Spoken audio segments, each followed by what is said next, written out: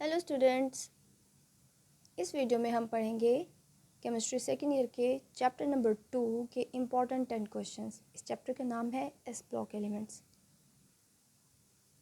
हाँ जी, तो इसमें है आपके पास सबसे पहला question, why s block elements are called as alkali metals and alkaline earth metals. तो इसका मैंने आंसर लिख दिया है कि अल्कली मेटल अरेबिक में मैंने लिख दिया दी एशेज़, इसका मतलब होता है राख। ठीक है, the Arab use this term because they found that ashes of some plants were chiefly यानी ज़्यादातर कंपोज्ड ऑफ मुश्तमिल होती थी किस पर, सोडियम एंड पोटाशियम। और आपको पता है सोडियम पोटाशियम के अल्कली मेटल्स हैं, that is why group 1 metals are called alkali metals. तो बच्चों इसमें आपने एग्जांपल दे देनी है किसकी, लिथियम है, सोडियम है, पोटाशियम है, रुबिडियम है, सीजियम है। उसको याद करने का बहुत आसान तरीका है, सबको शायद पता है, नहीं पता तो मैं बता देती हूँ। ये है हाली ने की रब से फरियाद। ठीक है, हाली हाइड्रोजन तो क्योंकि मेटल नहीं है तो हम उसको लिखते भी नहीं हैं। बाकी हो गया हाली ने की रब से फरियाद। ठीक है, फरियाद भी इसलिए नहीं लिखते FR क्योंकि francium is a radioactive element. Next है जी alkaline earth metals. Group second A elements called as alkaline earth metals because they produce alkalies in water. क्यों कहते हैं? क्योंकि ये वाटर को अल्कलाइन कर देते हैं, स्ट्रॉन्ग बेस प्रोड्यूस करते हैं। नेक्स्ट है जी widely distributed in earth crust. Example दे देनी है, ये बहुत आसान एग्जाम्पल है, बेगम का सर बड़ा। ठीक है, तो बच्चों आप इस तरह से जो है अपने आंसर को प्रेजेंट कर सकते हो। ठीक है, इजी वर्ड, नो एग्जैजरेशन, कोई घुमाव फिराव नहीं है, टू द पॉइंट आंसर है। आप इस तरह से करेंगे, एग्जाम्पल भी डली हुई है, हाईलाइट भी हुआ है। तो इस तरह से जब आप क्वेश्चन को करेंगे अटैम्प्ट तो एग्जामिनर आपको ज़रूर मार्क्स देगा। और ये बहुत आसान तरीका है क्वेश्चन को याद करने का, बजाय इसके कि आप बड़े बड़े आंसर्स याद करें। नेक्स्ट है जी question number 2, why aqueous solution of Na2CO3 यानी कि sodium carbonate is alkaline in nature. क्यों है ये अल्कलाइन? आंसर देखिए, the solution of Na2CO3 is alkaline in nature due to hydrolysis and it produce hydrolysis, यानी जब आप इसको वाटर के अंदर डालेंगे तो हाइड्रोलाइसिस हो जाएगी और प्रोड्यूस करता है क्या, स्ट्रॉन्ग बेस। Na के साथ ये NaOH प्रोड्यूस करेगा और वीक एसिड प्रोड्यूस करेगा H2CO3। इसको कहते हैं हम कार्बोनिक एसिड। ये वीक एसिड होता है, जो जाहिर सी बात है जो स्ट्रॉन्ग होगा वही, जो स्ट्रॉन्ग कैरेक्टर होगा वही डोमिनेट होगा। तो आपने क्वेश्चन ज़रूर देनी है। क्वेश्चन देखें, आपने सोडियम कार्बोनेट को पानी में मिक्स किया, हाइड्रोलाइसिस की इसकी, तो क्या बन गई, sodium hydroxide, that is strong base, and then H2CO3 जो कि एक वीक एसिड है। फिर आपने लिखना है 10 due to presence of strong base NaOH the solution of sodium carbonate is basic और अल्कलाइन इन नेचर। बच्चों नेक्स्ट क्वेश्चन देखें, what are the question number 3 है ये, what are the advantages of preparation of sodium by Down cell.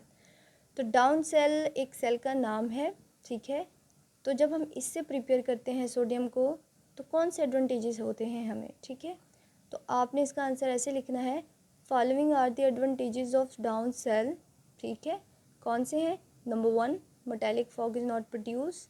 Number 2, liquid sodium can collected easily at 600 degree Celsius, यानी 600 degree centigrade पर आप आसानी से liquid sodium को हासिल कर सकते हैं, इसमें फॉग भी नहीं बनती।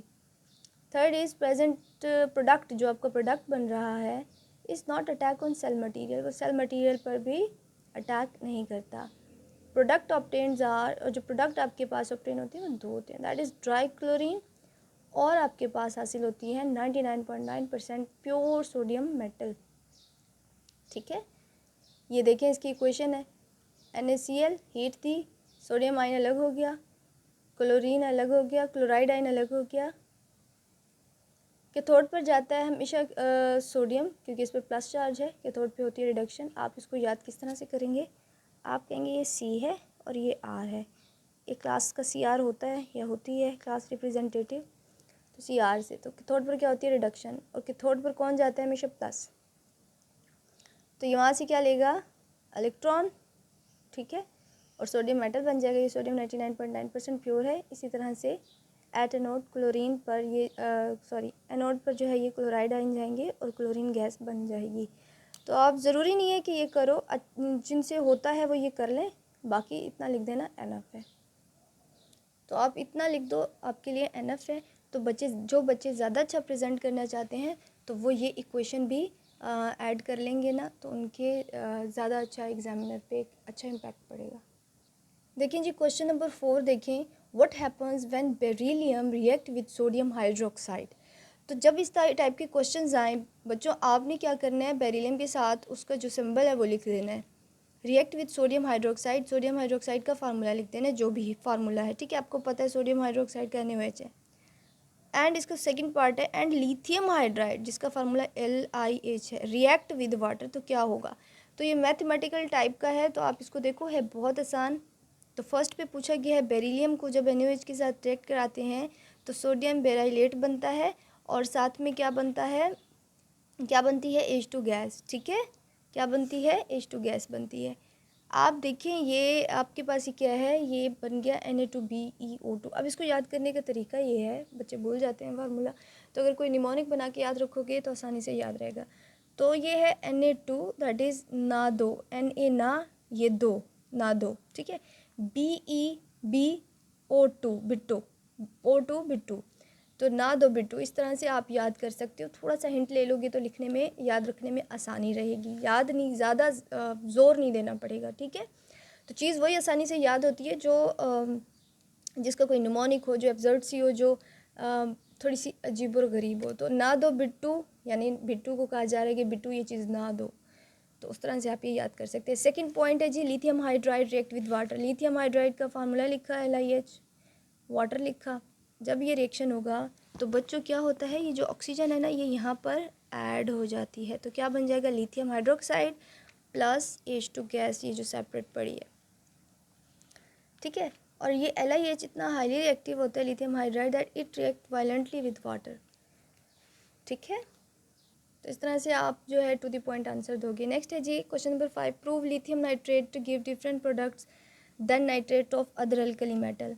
तो अब आप प्रूव दोगे, लिथियम नाइट्रेट है, अल्कली मेटल्स के सारे नाइट्रेट आपने यहाँ पे लिख लेने हैं, लिथियम नाइट्रेट, सोडियम नाइट्रेट, हालिने की रब से फरियाद, और फिर साथ में नाइट्रेट। अब आपने प्रूफ देना है, जब लिथियम नाइट्रेट को आप हीट दोगे, हीट का सिंबल ये होता है, जब हीट देंगे तो क्या प्रोडक्ट बनेगा, Li2O, ठीक है। पीछे नाइट्रोजन रह गया तो नाइट्रोजन का ऑक्साइड बनेगा NO2 और फिर ऑक्सीजन। लेकिन जब आप NaNO3 सोडियम नाइट्रेट को हीट देते हैं तो प्रोडक्ट ये नहीं बनता, बल्कि प्रोडक्ट के अंदर नाइट्रोजन आ जाती है, NaNO2 प्लस O2, यानी देखिए यहाँ सेपरेट NO2 निकला था लेकिन यहाँ पे साथ ही है। अब इसको याद करने का फार्मूला बच्चे समटाइम भूल जाते हैं कि जी LiO2 है या Li2O है, यानी दो को, इस टू को वो आगे पीछे कर देते हैं। तो याद करने का बहुत आसान तरीका है, जैसे बालों की लिटें होती हैं ना, तो इसी तरह से ये Li, ठीक है, ये टू, लिट, टू से निकला हुआ लिटो, ओ एंड पे लिटो ओ, ठीक है, ये देखिए लिटो। तो इस तरह से थोड़े से निमोनिक बनाए, खुद भी बनाए, मैंने ये बनाया, आप कुछ डिफरेंट बना सकते हैं, तो बेटर है आप इसी से याद कर लें, ठीक है। तो ये आपके पास एक और क्वेश्चन आ गया। क्वेश्चन नंबर 6 है आपके पास, why sodium hydroxide NaOH aqueous solution is more basic than LiOH। यानी अगर सोडियम हाइड्रोक्साइड को उनका जो एक्वस सोल्यूशन है वो ज़्यादा बेसिक होता है, क्यों होता है LiOH से, तो आपने रीज़न देनी है। देखिए प्रेजेंटेशन देखें, आपने स्टार्ट करना है, NaOH aqueous solution is more basic than LiOH because number 1 LiOH is more stable, यानी ज़्यादा ढीठ है ये ज़्यादा ढीठ है तो ये ज़्यादा स्टेबल है। तो ये मैंने याद करने के लिए आपको बताया ढीठ वर्ड, ठीक है, ताकि आपको आसानी से याद रहे। स्टेबिलिटी मतलब केमिस्ट्री में स्टेबिलिटी ढीठनेस को कहते हैं। एंड दूसरा आपने लिखना है कि LiOH is less soluble in water. जाहिर सी बात है स्टेबल है तो सॉल्युबल कैसे होगी, ठीक है। Therefore LiOH lithium hydroxide aqueous solution is less basic.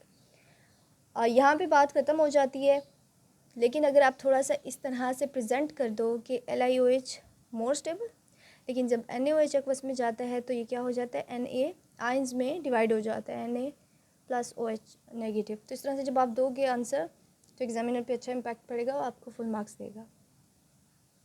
Question number 7 देखिए, differentiate between alkali and alkaline earth metals, ठीक है, गिव एग्जाम्पल। तो इसमें आपने अल्कली मेटल है, ठीक है, और ये अल्कलाइन अर्थ मेटल है। तो जब इस टाइप के क्वेश्चन हो तो आप बीच में लाइन लगा के आंसर करते हैं, दोनों का कंपैरिजन करते हैं। तो इसकी इलेक्ट्रॉनिक कॉन्फ़िगरेशन देखिए, NS1 है और इसकी NS2 है, ये हाईली रिएक्टिव है, ये they are less reactive, 2 point हो गए। थर्ड पॉइंट देखो, दे आर सॉफ्ट, जबकि ये फेयरली हार्ड होते हैं। And fourth point is example, ये हैं आपके अल्कली मेटल्स, लिखा सॉरी हालिनी की रब से फरियाद, and this is alkaline earth metal की एग्जाम्पल है बेगम का सर पड़ा। तो आप देखिए कितना शॉर्ट आंसर है, टू द पॉइंट आंसर है, और कितना अच्छा लिखा हुआ है। अच्छा जी, देखिए नेक्स्ट क्वेश्चन है BeO, इसको कहते हैं barium oxide is amphoteric, justify. वो पूछ रहे हैं जी बेरियम ऑक्साइड जो है वो एक एम्फोटेरिक ऑक्साइड है, क्यों, इसको जस्टिफाई करो। ये क्वेश्चन नंबर 8 है।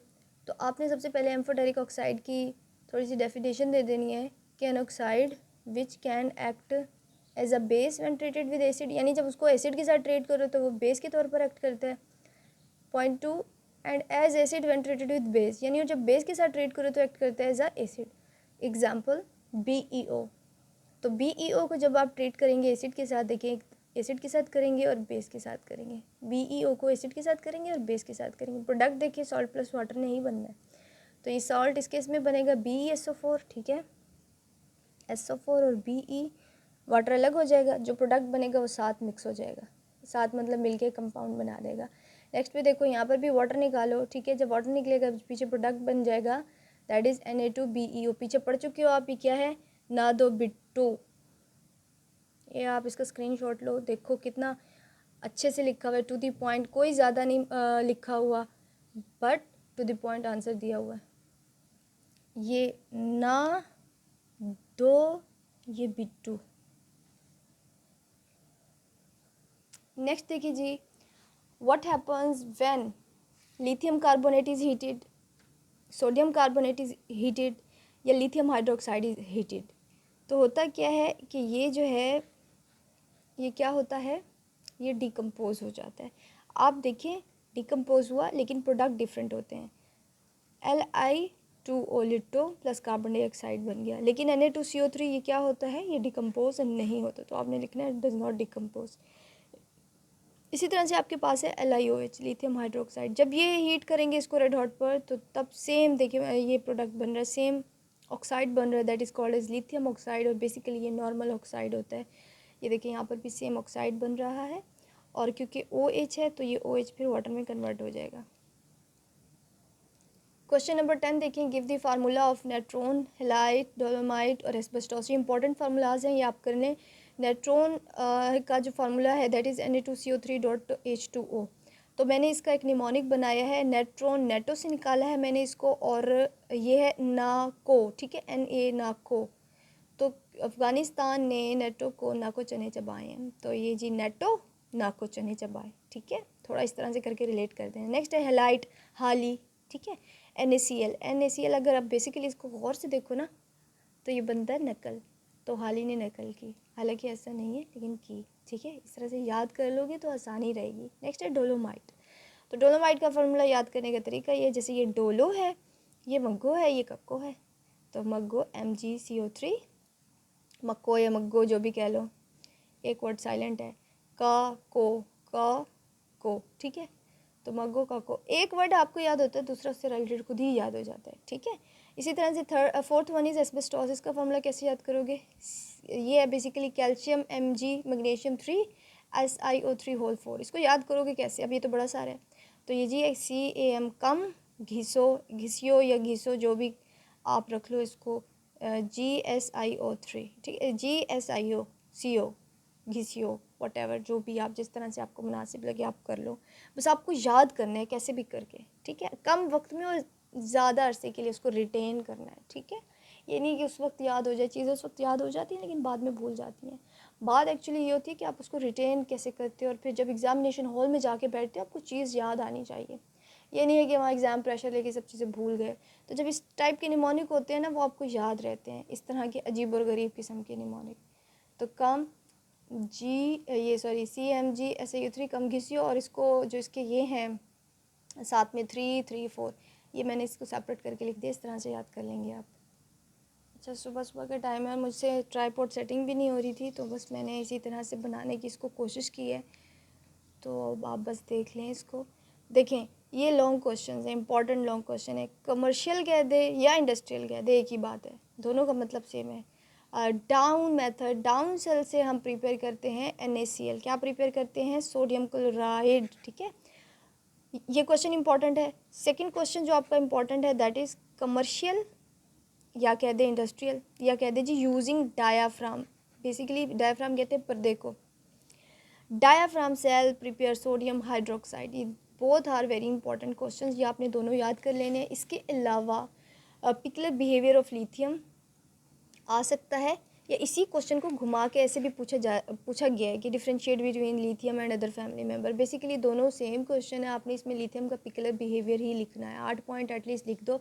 आप कुछ पॉइंट तो आपके वैसे ही शॉर्ट क्वेश्चंस में क्लियर कराए हैं मैंने, अभी आपने पढ़े भी हैं, याद भी किए हैं, जिसमें ये जो है आपने बताया कि किस तरह से ब्रेक होके लिटो देता है। ठीक है, Li2O देता है प्लस CO2 देता है। इसी तरह से आपने ये बताना है कि ये ब्रेक हो के क्या देता है? Li2O लिटो देता है, अगेन NO2 देता है प्लस O2 देता है, जबकि ये अलग प्रोडक्ट देता है।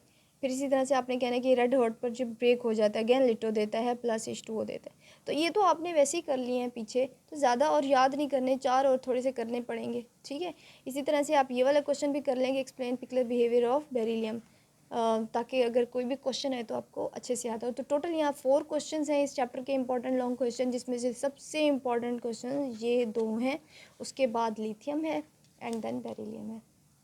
वीडियो अच्छी लगी हो तो प्लीज़ इस चैनल को सब्सक्राइब करें, वीडियो को लाइक करें, कमेंट करें, अगर कुछ पूछना है, कुछ समझाना है, ठीक है, तो प्लीज़ इसको सब्सक्राइब ज़रूर करें ताकि आने वाली वीडियोज़ की नोटिफिकेशन आपको मिलते रहें।